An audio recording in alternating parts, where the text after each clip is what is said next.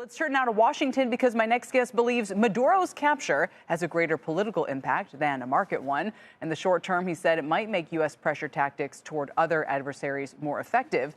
Tobin Marcus is head of U.S. polity and politics at Wolfe Research. In other words, Tobin, tell me how to trade it. Welcome. Thanks, Kelly. Good to be here. So, look, at the broad macro level, I don't think that there's that much of a play here. Markets generally like to look through geopolitical risks. Trump very clearly positioned the operation in Venezuela over the weekend as being akin to past surgical strikes on Soleimani, on al-Baghdadi, the strikes on Iranian nuclear assets last year.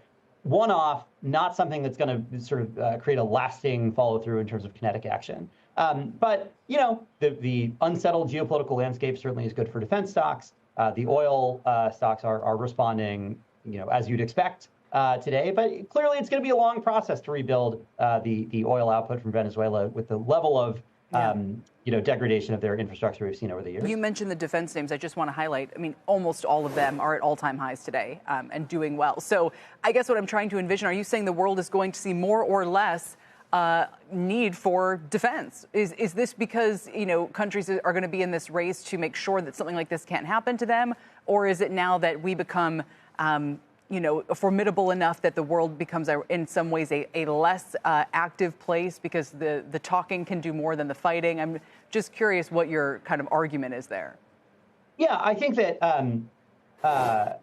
any country that has any level of worry about U.S. intervention, and certainly that includes traditional adversaries, Trump has mentioned Cuba, he's mentioned Colombia, but also, a few moments ago, you were talking about the Greenland saga.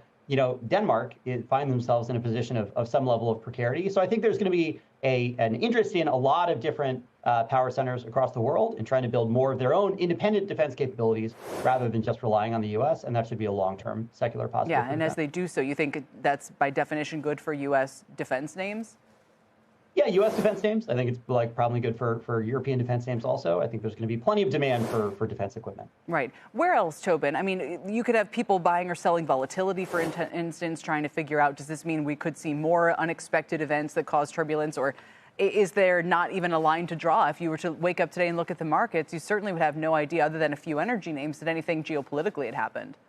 Right. Yeah, I think outside of the specific sectors where you can tell a concrete story about the implications here, I don't necessarily think that there's a big overall macro play. I don't think this means that the year overall is going to be dominated by volatility. I think certainly in terms of what's coming out of Washington, I would guess that this is a year where D.C. looms less large than it did last year with the tariff saga that, of course, whipsawed markets throughout 2025.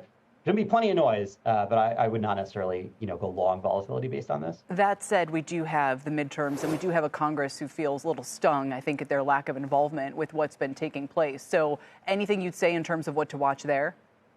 Yeah, Congress has been getting less and less relevant in foreign policy for decades.